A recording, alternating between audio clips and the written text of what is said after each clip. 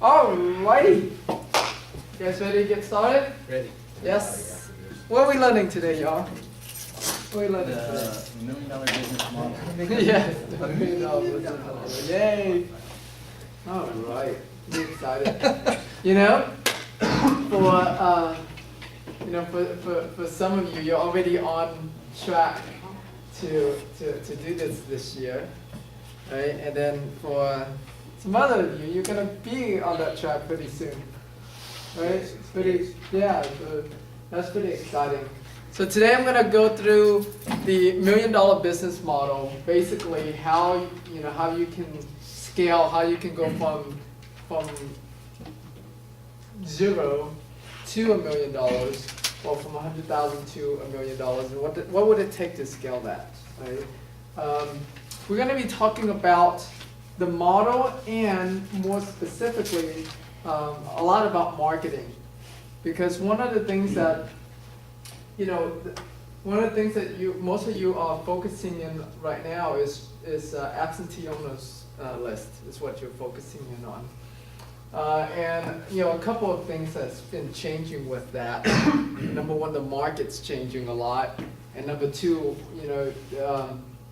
you do have more competition because it's one of those lists that's a very proven list. It's a very common list. A lot of people know about. A lot of people use it, and so it's starting to have less effective.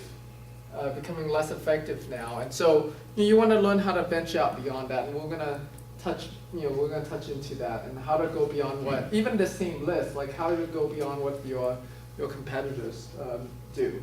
Okay, all right. So as always, right? What happens in this room stays in this room, right?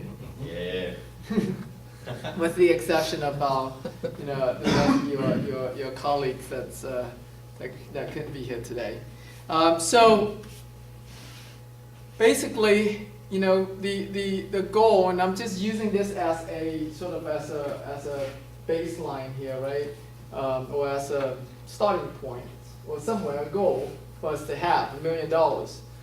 Some of you might be different. Some of you, I think Jason was talking about were you talking about 3 million? Yeah, 3 million. Yeah. So you adjust these numbers accordingly, and you also adjust the income accordingly, depending on the type of properties that you're focusing in on. But $1 million, what would it take to do that? If that was your goal, okay? There's many ways that that you can make $1 million in real estate. And these are just the few of those ways that are sort of more common among us. But of course, you can go way beyond these things. Okay, I'm just gonna, I'm not gonna go into mobile home parks and all of that stuff here, because that's not our primary focus. I have friends that do mobile home parks. I have friends that do, apartments and all of that stuff. But we're primarily talking about how to do $1 million with just single-family homes, and we're not talking about $1 million in equity here. We're talking about $1 million cash, like in your pocket cash. Okay. So, what it takes to do $1 million with wholesaling. Wholesaling, on average, here in Houston, you can make an average of about $9,000 a deal. And so, what does that mean? That means $1 million is $83,333.33 and forever, right? So 83,000 bucks. So let's just round it up to 90,000. So that's about 10 deals a month. 10 deals a month is $90,000 a month, which gives you $1,080,000 at the end of the year. Okay, if you do wholesaling. Wholesaling on the MLS, it blew my mind away. I have a property right now. It's a property that I've owned for quite some time. Sold it on lease options a few times. Anyways, the house got vacant, got vandalized. They took AC system, took copper, took electrical panel, took wiring, like took everything they can take out of the house. And I'm like, what should I do with this house? I can fix it up and sell it retail, or why don't I just sell it as is? The market's really hot. Sell it as is right now on the MOS, and see what see what the market will do. So I did minor stuff just to make the outside of the house looks good. So in the picture of the MOS, when you first look at it, it looks pretty nice. Like it has new fence on the front, because actually the old fence got knocked over because they tried to break in. It's a patio home, so like in front of the house, you can only see the garage door and then some fence. You can't really see the front of the house. But because that fence looks new, it's like, wow, it looks pretty good. When you go past that picture, though, it doesn't look so good. The horror stories. And then I ran some comps. The retail comps for it's about $90,000, and I saw some foreclosure hunt homes that was selling around $60,000. It's like, you know what? The foreclosures are selling for 60. Let me list this thing for 60. So I had it listed this past Saturday, I got all. I just for fun, I told George, hey George, run comps on this property and tell me like how much you think this property would sell for, and he said, I'll sell it for like 30-something thousand.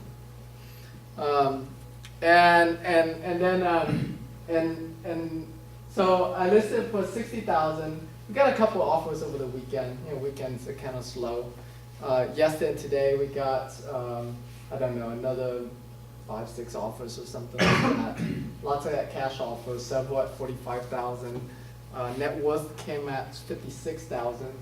We got a cash offer today from a Canadian buyer for $60,000. Close, $5,000 earnest money.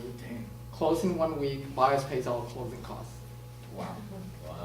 Winner, winner, chicken dinner. I know. I was like, what? Like, why the heck would I put out all the work to fix up this house if I can sell it for that kind of money? What do you think the rehab is, Tim? At least 35. Oh wow, so they're buying Yeah, retail. they're buying retail. Over retail, yeah. They're buying retail. But it needs a lot of work, and it needs AC and everything. But yeah, I mean, that's what's going on in the market right now. A lot of investors are buying, really high because they're not looking to sell right away.Ey're not flippers like we do. Especially you're looking at foreign investors, right, coming from Canada or from other countries where the U.S. dollar is a lot weaker. They don't mind holding on to these things for a while. And I mean, and my story is just one of the many stories of homes that are being sold on the MOS for way more than what we can sell to investors off the MOS. See, this market that we're used to of investors being on our email list and knows about wholesalers here in town, or knows about my house deals, or our group, Prosperity Group, or Rich Club. It's a very small percentage of the market. There's a huge market out there of buyers that they just go through a realtor to help them find houses. And so doing it on the MLS will allow us to tap into that. Because for that same house, if I was selling it out here to list, there's no way I could even do that. 45,000 probably would be top for a house like that, So selling on the MLS, you're looking at making another on average making another $4,000 more per deal. So basically 7 deals a month if you just sell all of them on the MLS. What it will take for you to sell on the MLS, of course, is to actually close on it, right? Close on it so that way You don't have to. I mean, you can actually, you can do double closing and all of that. It's just, it complicates the deals and causes a lot of confusion and headache. So yeah, if you close on it, you can make a lot more. I mean, I'm being pretty conservative here of, adding another 4,000 on top, but I think it can do a lot more on top of what you can sell to the normal wholesale market. So are you recommending that any house that we intend to wholesale, maybe put it on MLS first? Yeah, well, not all of them, but ones that you feel safe that should because if you're gonna have to close on this deal, you have either your money or your private lender's money in the deal. So you wanna know something, you wanna have something that you have some kind of certainty that you can get this thing sold for more than what you pay for it. Right, so for example, so this house, I mean, if I was paying, $40,000 for this house, maybe I probably won't put it on the MLS. If I was paying $30,000 for it, I might take that chance. If I was paying $40,000 for it, I might not take that chance to put on the MLS. But since this is a house I already own, it's a different story, right? And so you want to have, it's because anytime you close on a property, you're taking on risk, right? You're taking on risk because now, if something happens, like, your money or someone else's money is at stake here. And so you want to, if you're going to do this, do it on houses that you have some sort of level of trust that you'll be able to get it sold for more than what you were paying for it. So it's a little bit of risk you're playing. So if it's a thinner deal, or if it's a deal that you're not sure, then don't go for it. So you play around with it. Yeah, the more risky you're willing to be. Like for example, I don't really have a rush to sell this house, right? So like, I already own, and so I was like, you know what? Francis is like, man, offers came in. She's like, this is a great offer, take it. I was like, no, just sit still, like, just hold on tight, and so like you just have to when you're not, when you're not a motivated seller, you tend to get more for the property. Right, but if you're in the deal too marginally and you are the motivated seller, then you might, take it on. Yeah. So yeah, it's a great strategy, but like I said, there's some risk involved in it. So make sure that you're in the deal right to begin with. Otherwise, just wholesale it. Because also once you own the property too, there's now capital gain tax because the property's under your name. It's not ordinary income like an assignment is. So there's also taxes. There's different things that that you have to calculate in. All right, so wholesaling. Wholesaling is where you do something similar, except for now you're selling to an owner-occupant buyer instead of a retail buyer. The person in our group that does the most wholesaling would be Jerry Gurley. Majority of his houses, he sells them to Hispanic buyers. They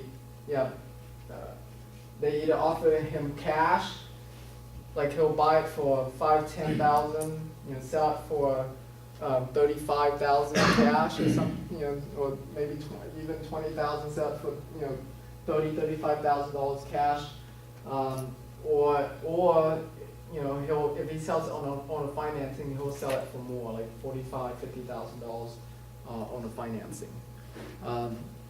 Wholesaling is a great strategy. Bless you. And so your average per deal, again, I'm just going to be conservative here and use $13,000 as your. Jerry is actually, well, it was $14,000. It went down a little bit because he was expanding, testing out different markets, different zip codes and stuff. But let's just say $13,000 a deal. Again, 7 deals a month will get you to the $1 million gross revenue. Rehabbing, again, I'm going to be super conservative here because in today's market, it's gonna kinda hard not to make at least 25,000 on a rehab, but, you know, but assuming $18,000 a deal on a rehab, that's only 5 deals a month, will get you to the $1 million. Okay.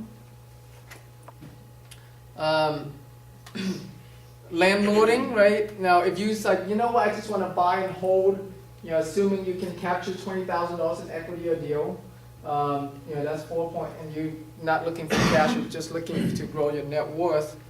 Yeah, 4.2 deals a month will get you to the $1 million. Okay, you know, owner financings, something very similar to that. Private lending, if you start like loaning money, if you start to play the role of a hard money lender, you know, yeah, especially in today's market, it's a great great strategy. One of my friends, George Antone, their partners, George Antone and Gary Boomershine, teaches a lot about how to become a private lender by working with you know, with other private lenders. And they have a few students here in town. Gary Fleming is one of them. What is his name? The Indian young guy. Forgot, he was on the bus tour last. Yeah. What? Yogesh. Yeah. He's one of George Antone's students as well. And that's what he does. Basically, the idea behind it, real quick, so that way you know, is that you, the idea is to partner up with, so let's say I know Hugo is a rehabber. I say, hey Hugo, you know, how would you like to have 100% of your deals funded? I do private lending. So, you know, Hugo likes the idea of not having to put out any money to buy these houses to rehab them. Okay, and so let's say, let's just pretend, let's say Hugo's deal is $100,000, and let's say we're buying it, you know, for $70,000 like normal. Okay, so I would then go to, you know, yeah, 70,000, go to the hard money lender and get them to loan 50% of that. So 35,000 on the hard money loan, or not, I'm sorry, no. Let's say 50% of the after repair value, so $50,000. So $50,000 come from the hard money lender, and it's you know, it's a first lien position. So hard money lender is pretty happy, right? He's first lien position, you know, 50% LTV, and then the private lender comes in with the other, you know, the other 20%, 20,000 plus, you know, the private lender wants to cover himself for and the hard money lender for 6 months. And then in the end, so what happens, and the private lender, let's say Yogesh, will actually charge, even though he's partnering up with Hugo, he still charged Hugo an interest rate on that $20,000. Okay, so Hugo's in the deal with no money out of pocket and no money for 6 months. Okay.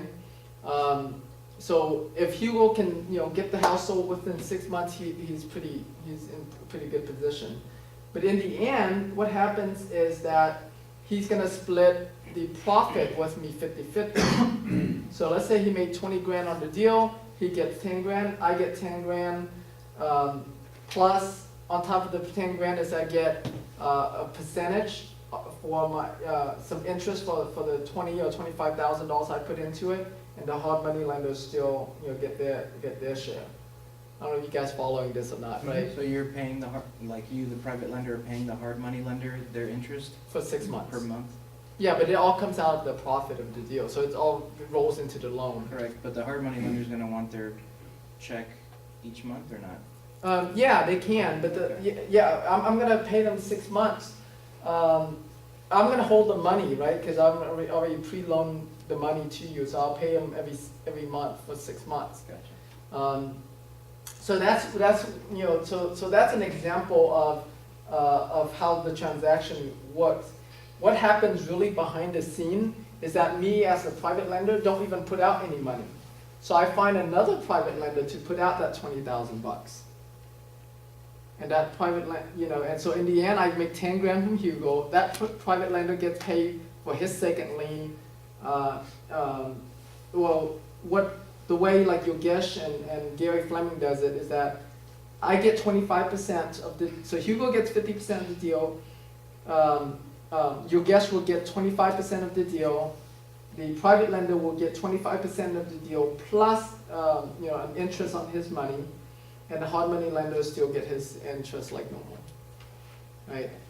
But the point being is that it can be a very lucrative thing. You just have to find enough rehabbers that's willing to, that like the idea of getting into the deal with no money out of pocket and no money, no payment for 6 months. What's the reasonable interest rate that you, the private, or your guest, the private lender, would charge the rehabber on that 20,000? Oh, it's pretty inexpensive. I think it's like your typical 10-12%, but because they make another 25% from the profit, from the proceeds, their returns will typically end up to be over 20%. So like does that fee, the interest that you charge on the rehabber offset the fee that, would it usually offset the fees that you would be paying to the other private lender that you're going for, or the hard money lender, or is it nominal? Not really that big? I think you misunderstood. So there's no fee, well, like me, like if I was the guy loaning the money to Hugo, right? There's no fee to me. Yeah, whatever fees the private lender charges all roll into the loan. Okay. Yeah. Okay. Yeah. So it's not, if you're a rehabber and you can get your own private money, that strategy is not a good idea for you. But if you can't get your own private money, you like the idea of not having to put any of your money out into it, it's a great idea. Now for the guy that's setting up this whole thing, it's a very profitable transaction. Okay, so I put that as a business model as well. Okay, let's take a look at let's say a very simple business model, I'm going to use based off $1,080,000 because that's $90,000 a month. Okay. So let's say if you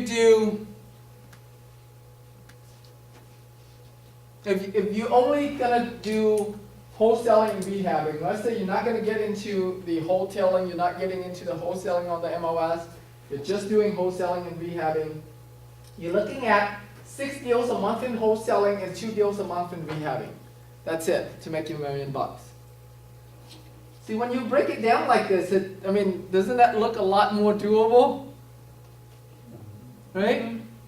And this is how you want to run your business. This is how you want to, in your marketing plan, you break things down like this. Okay?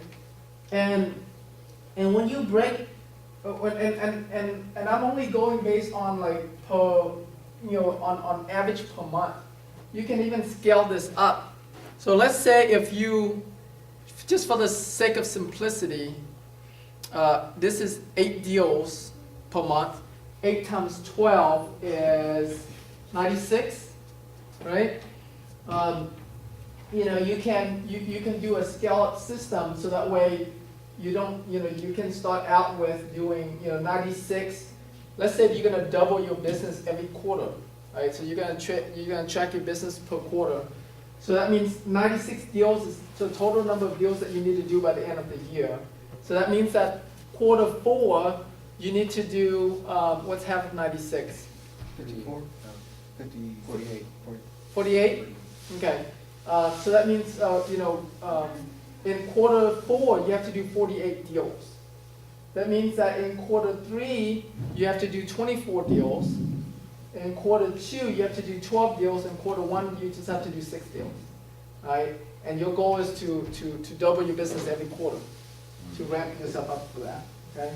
Very, very doable deal. You've been sneaking into our office, reading our whiteboards. This is exactly how we're going to do it. It's amazing. Good. So, you know, you're gonna run across a lot of different types of deals in the middle as you're doing your business. You know, they say great minds think alike.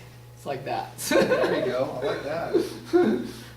You know, you're gonna run across deals that you know that becomes bonus deals for you. So this calculation is not, you know, doesn't include the deals that you might be selling for all the wholesalers, or other people approaching you subject to deals or owner financing deals, or the deals that you keep as rental. So I'm just like do a simple calculation here because while you're buying, wholesaling, and rehabbing, chances are a lot of other deals comes along. So what happens is at the end of the year, you end up making a lot more money than the initial, you know, $1,080,000. Okay. Okay. So let me see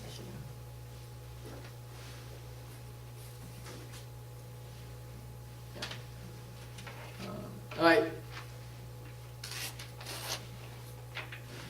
So the three main things that you have to manage your business as you grow in this model, okay, is managing your marketing, make sure the leads are coming in consistently, okay. So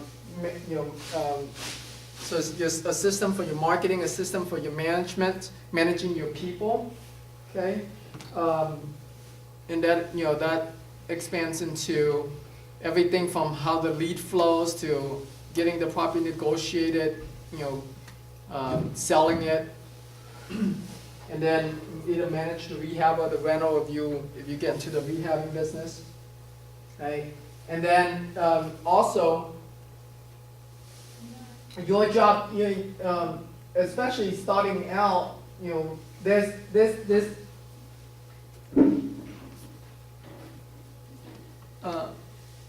If you, I don't know if you guys heard of the E-Myth. Have you all read the E-Myth? You haven't, make sure you read it, right? It talks about, the different levels. So when you first start out, most people start out as the technician, which is where you do all the work, right?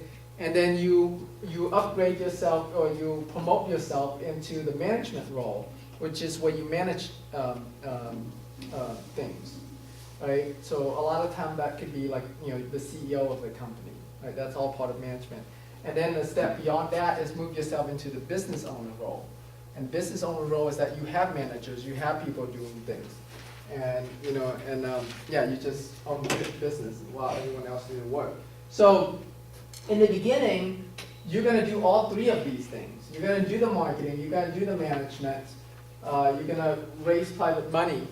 And then for most people, it depends on the type of personality you are, but doing all of these things is typically the first things that people get outsourced. I have a friend that in Florida, he does crazy numbers. He does over 150 deals a month, not a year, a month, and he still does over half of the acquisition. So for him, he loves the acquisition part of it. So he rather hires people to manage his people, and him being out there acquiring properties. I took AC to his office. He has 8. You like dual monitors? He has 8 monitors. Mm-hmm. There's like deals flowing everywhere. That's all I can afford. While we were there talking to him for an hour, he was closing on 6 deals. It's just an asset like anything How long else. has You he can been close it doing like a this? financial Yeah, asset. huh? Yeah. How long has he been doing this? I don't know, probably not that long, maybe 10, 12 years, not that long. But he's a machine. He's something else. That's nice. He loves the acquisition, so for him, he probably will never get out of that role. Right? So depending on who you are, okay. But management here is typically like all of these things from is typically the first things that you grow out of, and then the things that you'll be much harder to grow out of, and it'll probably be a while before you grow out of it, is managing your marketing and managing bringing in money. Okay, your private lenders relationship. because those two roles are very important, very critical to your business. It's a role that's very hard to delegate out, hire out, and because whoever you hire that, because it's just such an amazing resource that when you hire those things out, unless it's a family member, it's very easy for them to go on their own when you start doing that. A lot of time, you have a lot of people who are acquisition people, acquisitionists. A lot of time, like they start doing some deals and they're like, hey, you know what? This is pretty easy. I can do this, right? And they go on their own, and they never make more money than they were working with another company, because they don't. When they get on their own is when they realize, oh man, I have no leads coming in.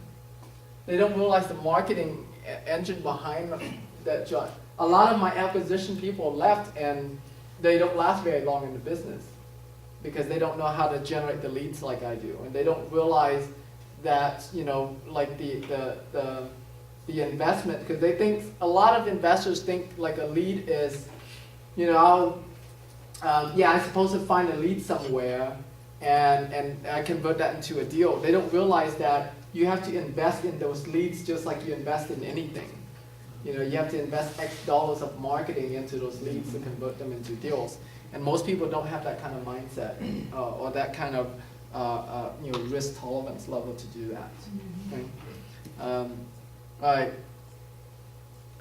Okay. Marketing.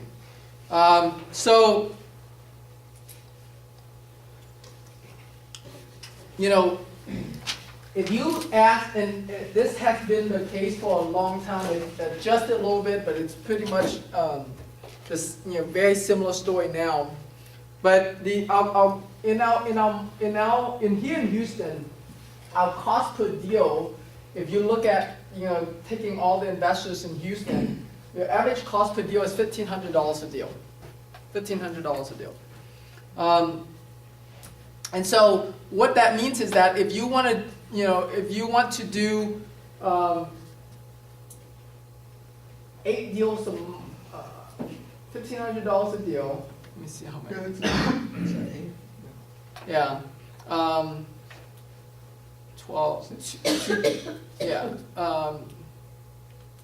I think we calculate at 8 deals, right? So 8 times 1,500. What is it? Yeah, that does give you $12,000, right? So 8 deals a month, meaning 6 wholesale deals, 2 rehab deals.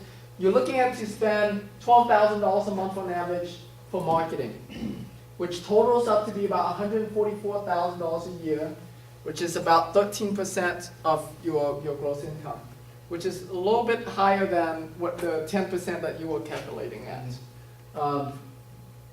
But yeah.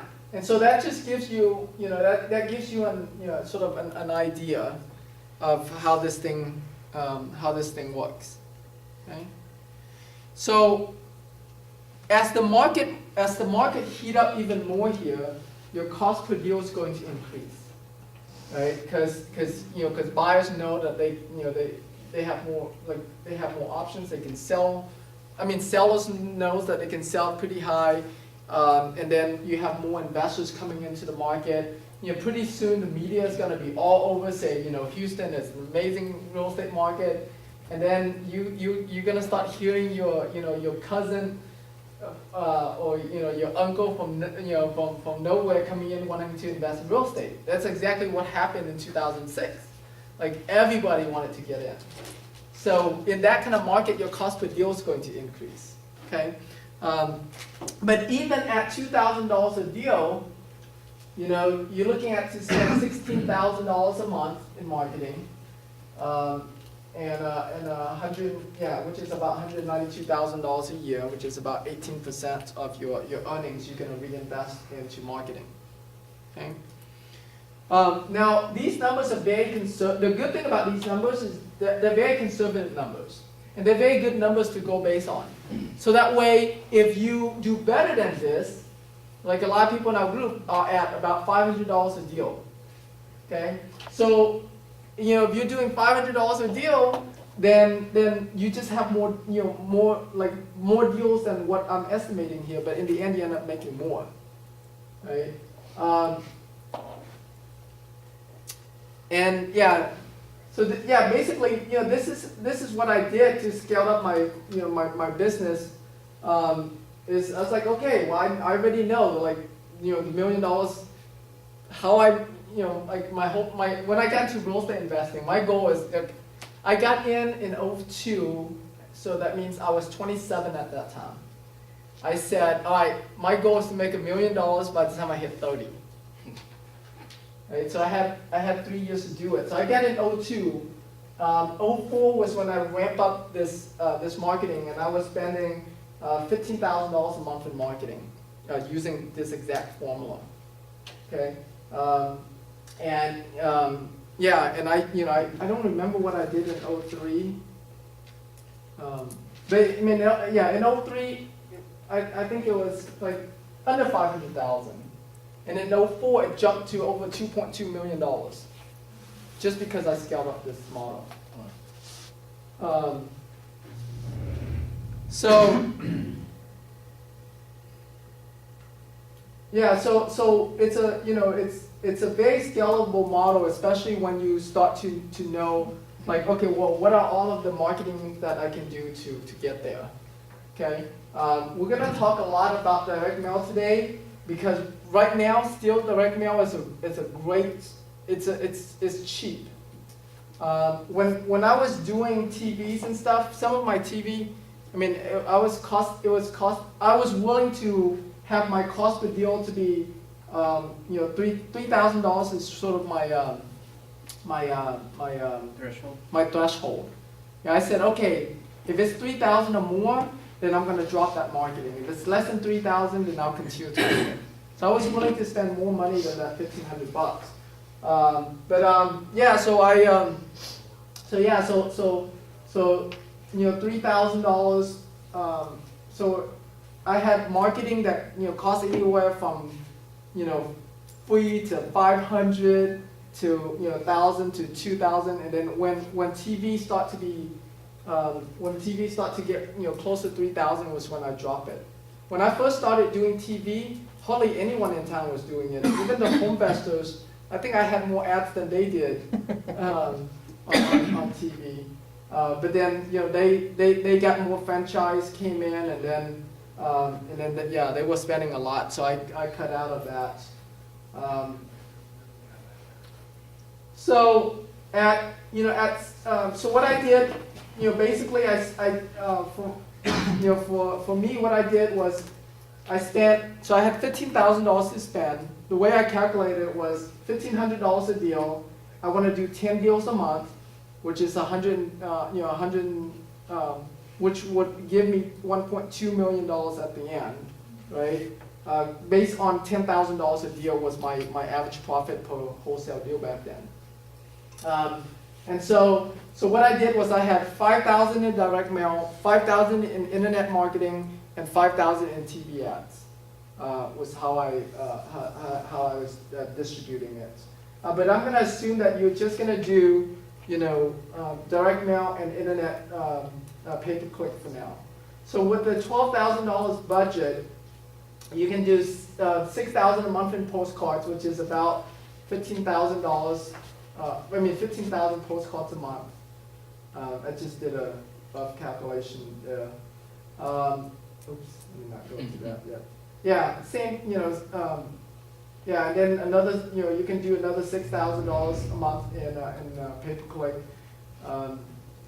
And then if you have more money to spend, then you can get into TV. The only thing I didn't like about TV, I like postcards the most, is because I get to target to the zip codes and the areas that I want to focus in on. With the internet stuff, it's really hard to target in like that. You can, it's just that you don't get enough leads.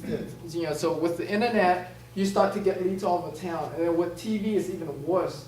I mean, you get leads in other counties that are way too far away.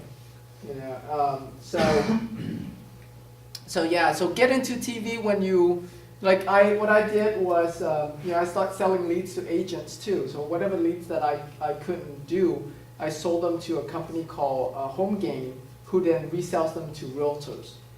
And then, so for a long time I was doing that, and then Home Game changed some of their policies on how they were buying leads, and so, it wasn't worth it for me to deal with them anymore.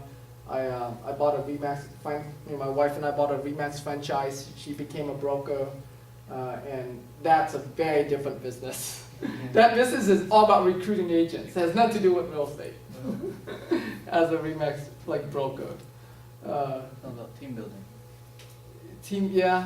But It's a rent. it's rent, exactly. It's like you're a landlord, but they're renting a cubicle instead of a house. That's why real estate agents don't know anything about real estate, because it's got nothing to do with real estate. It's all Yeah. about selling the dream of a house. Yeah. It's kind of the same deal.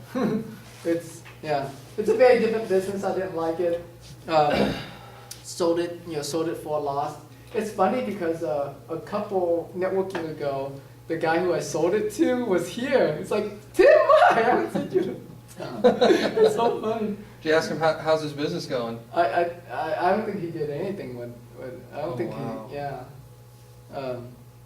it's funny because they after we bought it, like literally a few weeks after we bought it, they hired this new company that studies data, so they came in, show us the data they have, and they said, they track what zip codes has the top producing agents, and those are the zip codes you want to open offices in. And they're like, whatever you do, don't open in this zip code.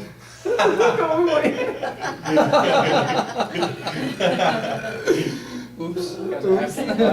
After we bought it. Yeah. Gee, thanks.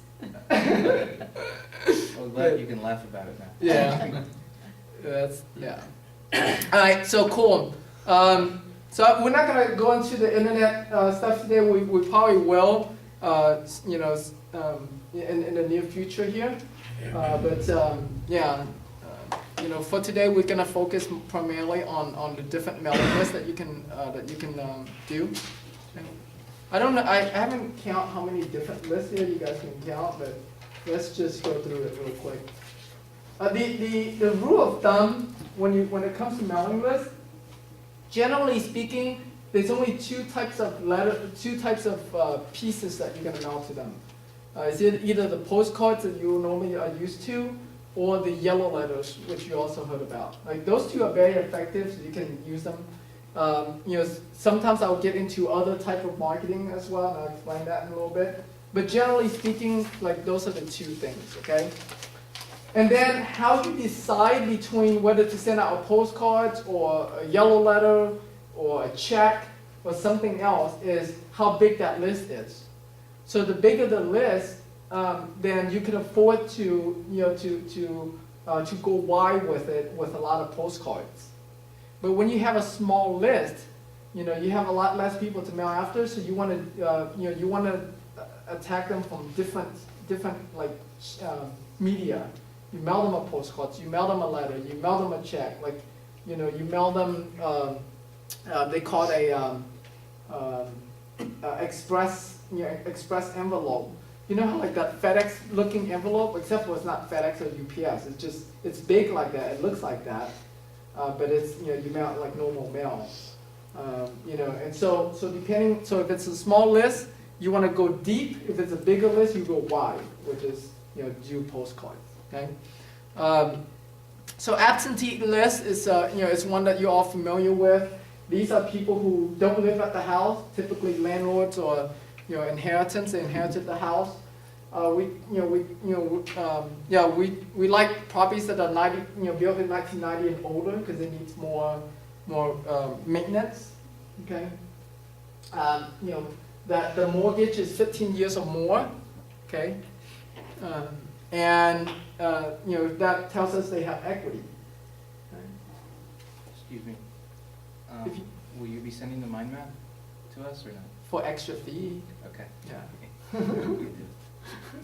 For an extra 100,000. Yeah, I'll mail it to you guys.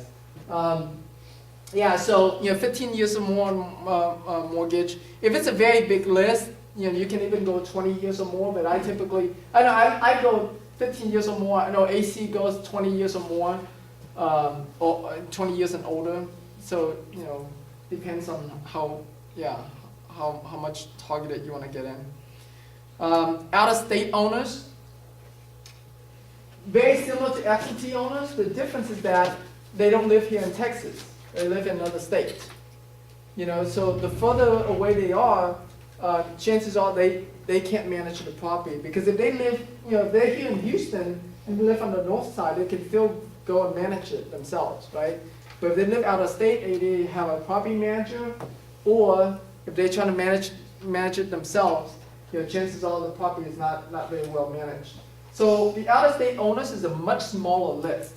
So this would be the kind of list that when you mail out to absentee owners, you're going to overlap them with out-of-state owners already. So your postcard is already hitting them.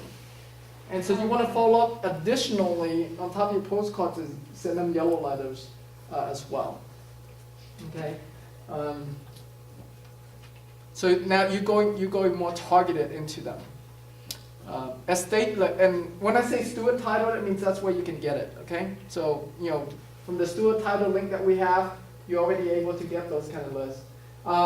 Another type of list is the estate list. Estate is properties that are owned by estates. Okay, so this is like after the it may or may not have been through probate, but they have transferred the title to the estate already. Okay, what I like about probate in the estates is because the heirs, generally speaking, they're much rather cash than the property. Because they have a lot of emotional tie with the property, they'd rather not have that. Or they already own their own home, they really don't want a house. So they much prefer cash, and so a state list is good. So how you search for a state list in steward title is you go to the owner's name, and you put in estate of, and you want to put in this percentage sign. So that way, anything that has the word estate of in it, it'll pick it up. If you don't put that percentage sign, then it looks for owners that just have the word estate of in it. So they don't pull everything. So just put in the percentage sign.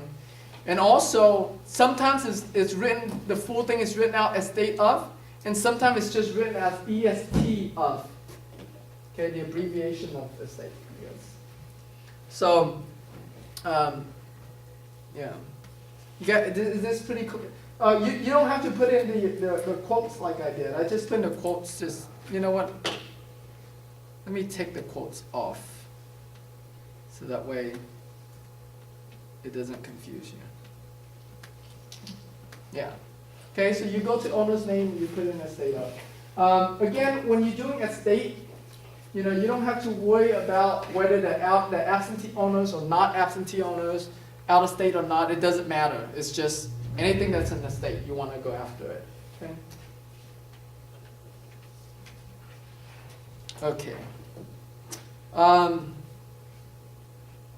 Next is your free and clear list. So free and clear lists are homeowners that either have no mortgage on the house because they own it for a long time, or have an old mortgage, like 20 years or more. So, a lot of people, and then Jason started to market into this list as well, where he's going after owner-occupant buyers as well. I mean, owner-occupied homes as well, and not just the absentee owners. So if you are going to go after owner-occupants, then make sure that they have plenty of equity for you. Okay, so 20 years plus, and also 20 years plus, chances are that house needs some maintenance as well, some rehab. So free and clear list is a great list. Another cool thing I like about free and clear list, especially when I think I'm gonna later on I'll talk also too about the retiree list. Oh, which is coming up next. Perfect. is you have more older sellers. And when you have older sellers and they have a lot of equity, it's much easier for you to negotiate owner financing with them. So instead of having you close on the deal and borrow hard money or private money, is you just have the seller owner finance it and you close on it that way. Okay. The free and clear, that would be owner occupied on Stewart title? Right. Okay. Yeah. Yeah. You don't. I mean, this is expanding your list beyond the absentee. So Okay. you're like, you know what? I want any list that they own the house for 20 years or more, and their mortgage is 20 years or more.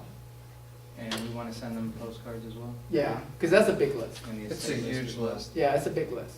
Yeah, anytime you have a big list, you do postcards. You have smaller list, and you add that on top of you go in with yellow letters as well. Where's the borderline between small and big?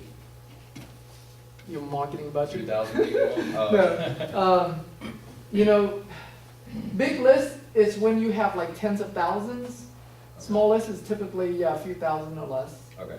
Yeah. For us, that target market, this isn't the whole city, this is just some zip codes we focus on for flipping, it's 65,000 addresses. Yeah. So there's a lot of people who lived in a house for 20 years or more. It's kind of, I think probably the best way to do that, if you're a flipper or if you're a rehabber and or I guess even if you're a wholesaler and there's areas you really like, I think those are the ones that you really hit these Yeah. ones. And those areas that we really like, they're areas that are like just high equity areas, easy flipping type deal. I think it depends on what you, like, I know guys that just focus on A-Leaf, and they just hit A-Leaf because they like to wholesale, they like to rent. One of the guys at Real Acquisitions likes to do owner finance, or he does do sub two, because sometimes you get caught with a little mortgage in there every now and then. But that's his bread and butter. We do energy corridor. That's where we focus a lot of owner occupant marketing, high equity on. Yeah. But that's a big list. It's a real big list. Yeah, and it also too, like when you're marketing, when you start to grow your marketing budget, like at the $12,000 a month marketing budget, chances are that you're not going to go into that list yet. When you get ready to go beyond that, then yeah, you expand. I'm not telling you guys to like day one start out with all of these lists, right? That's why we start with absentee. But I'm giving this to you so you know like what you can expand into. Okay. Retirees. This is another great list that I like. It's a small list. Homeowners with 65 plus exemption. So these are much older sellers that